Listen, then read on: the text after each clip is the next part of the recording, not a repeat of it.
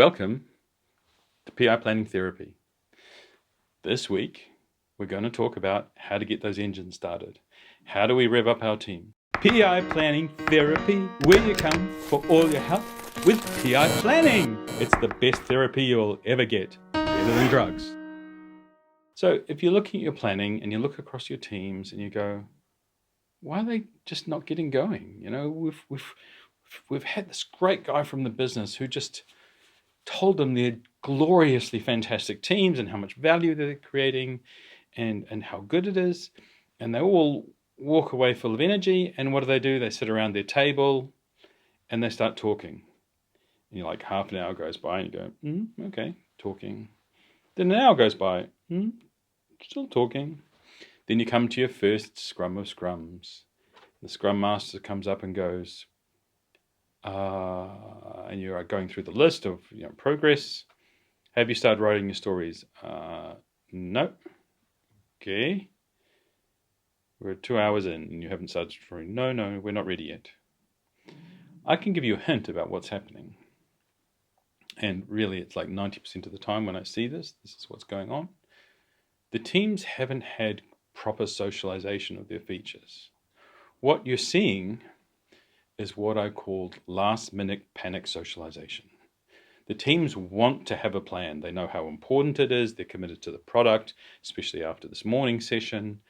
The problem is the features aren't clear to them. They don't understand what they are.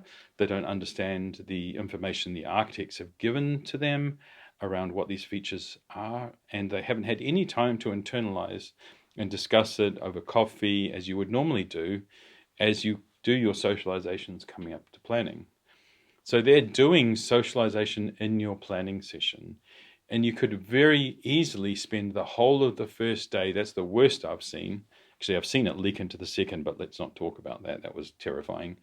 I just want to cry even thinking about it. But what they're doing is trying to understand the features sufficient that they can actually start doing the breakdown. I've seen teams take the features and put them on the wall, ready to do story mapping, to break the features down. And that just stops, and they have to go through each feature with the product manager, who of course is available for nobody else, because they've got to spend 4 hours with Team Thor or whatever they happen to be called to explain this. Now, the problem is, one, you're losing a lot of time, and you're losing the opportunity for people to internalize and understand and come up with answers to questions, or even come up with the questions in the first place. And you're forcing people like architects to be able to answer questions on the spot. They can't go away and check anything unless they can check it within half an hour or so. So the whole benefit of socialization about everybody being aligned, having the core questions answered, having a clear vision of what we're trying to do with this feature, having a clear vision of the outcome and the benefits of this feature, what success looks like, and the team to have internalized what they need to do it is all missing. And you're rushing through this. And you know what happens when we rush? When we rush, we make mistakes. When we rush up the stairs, we fall over it and break something, right? There's everything good about working with urgency, deliberate, focused, structured urgency, but there's everything bad about rushing. So what's normally happening when your teams aren't making any progress on planning, they're trying to internalize the features, that your socialization hasn't worked, and you need to go and talk to your teams about how many of these features did you know about before we started? How much of them had you seen? How many questions did you ask? How many were answered? And did you reject any of the features because you didn't know enough? Because really, teams need to do this. This is agile. This is not dictatorium. If the feature comes, the team commits to planning it if it understands it enough to plan it with acceptable levels of risk from the team and your perspective.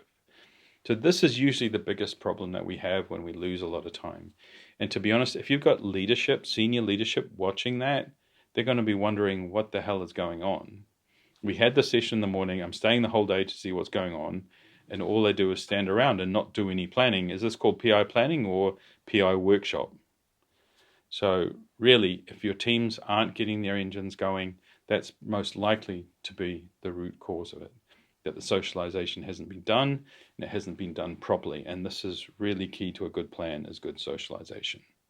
right? Preparation, preparation, preparation, then execution. It's not execute, execute, execute, and then prepare, because that's like basically, I think there's a thing they say in New Zealand, when you've got a gun, it should be ready, aim, fire, not fire, ready, aim.